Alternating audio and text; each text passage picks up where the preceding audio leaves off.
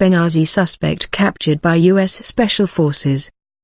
Barack Obama says Ahmed Abu Khatla will face the full weight of the American justice system after being captured in Libya.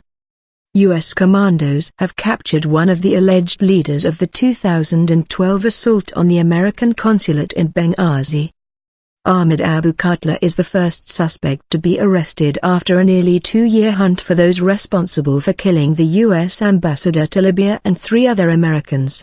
The Special Operations raid is a major success for the White House, which has long fought Republican criticism for not preventing the attack or finding its perpetrators.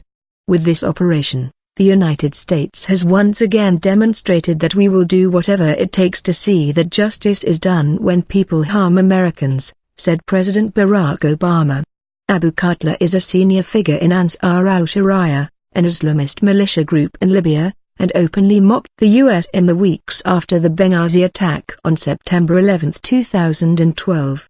The U.S. filed criminal charges against him last year and announced a $10 million, £5.9 million, reward for information leading to the arrest of anyone responsible for the consulate assault. The manhunt for Abu Khatla came to an end on Sunday, when he was snatched in Libya by American commandos working alongside FBI agents. The Pentagon said he was being held in a secure location outside of Libya, believed to be a U.S. Navy ship. There were no civilian casualties related to this operation, and all U.S. personnel involved in the operation have safely departed Libya, said Rear Admiral John Kirby. Abu Khatla is expected to be brought before a federal court in Washington to face charges, in line with the White House's policy of trying terror suspects in civilian courts rather than military tribunals at Guantanamo Bay.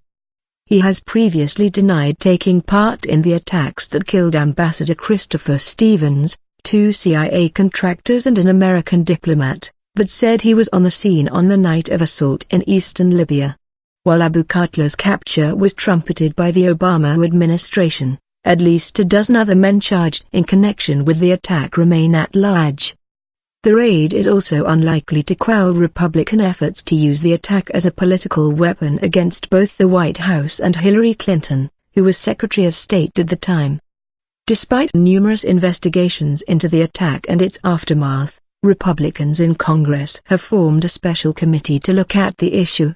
Republicans have demanded that Mrs. Clinton appear before the panel, but the former Secretary of State has so far refused to commit.